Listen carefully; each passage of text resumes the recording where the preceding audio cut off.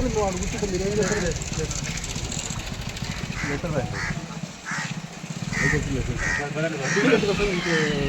Number of judgements ఉన్నాయి sir. అట్లయితే అట్లా మీరు ఏం చేస్తారో మాకు తెలియదు కదా.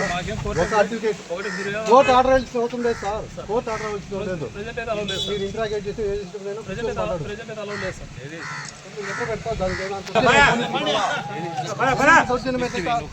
అడ్వకేట్ కూడా కలిసిపెట్టేటువంటి మా క్లయింట్ మేము అడ్వకేట్ కలిసి చెప్పుకోవాలి కదా.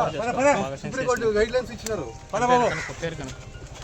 పర్సనల్ అడ్వకేట్ను ఆయన పర్సనల్ కలిసి మాట్లాడాలంటే కూడా మాకు అవకాశం లేదు. మీరు ఇంటరాగేట్ చేసుకొని మేము పక్క రూమ్లో కూర్చుంటామంటే కూడా అవకాశం ఇవ్వడం లేదు. మీకు లోపల వాళ్ళు ఏం చేస్తున్నారో తెలియదు.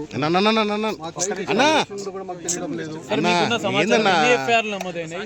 ఏ విషయం ఏం తెలియడం లేదు. వచ్చి రాత్రిపూట అరెస్ట్ చేసి ఇటు తీసుకొచ్చినారు. నోటీస్ ఒకటి ఇచ్చినారు. నిన్న అరెస్ట్ చేసినారు. ఈ రోజు డేట్ ఇచ్చినారు. దాంట్లో కూడా నోటీసులో కూడా నిన్న అరెస్ట్ చేసినప్పుడు నిన్న నోటీస్ ఇవ్వాల. ఈ రోజు డేట్ వేసి నోటీస్ ఇచ్చినారు. దాంట్లో సెక్షన్లు వేసినారు. ఆ సెక్షన్లు చాలా మాత్రం అట్రాక్ట్ కావు.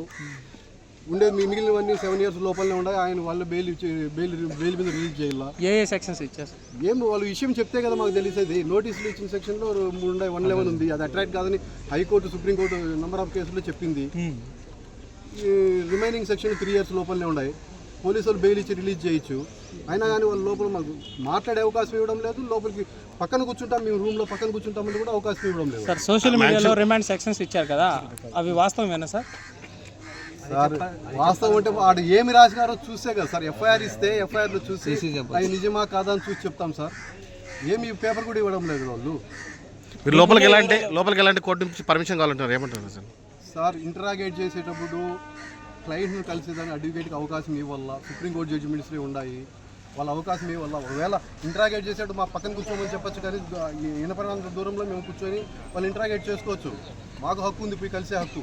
ఆ అవకాశం కూడా ఇవ్వడం లేదు వాళ్ళు. సో ఈ విషయం పైన లీగల్ ఎట్లా ఖచ్చితంగా లీగల్గా దీని మీద యాక్షన్ తీసుకుంటాము. హైకోర్టులో రిట్ చేస్తాము. ఇప్పుడు మేజిస్ట్రేట్ దగ్గర ప్రొడ్యూస్ చేసినప్పుడు కూడా ఈ విషయాలన్నీ చెప్తాము. రిమాండ్ రిజెక్ట్ చేయాలని కూడా మేము ఫైట్ చేస్తాం. ఓకే.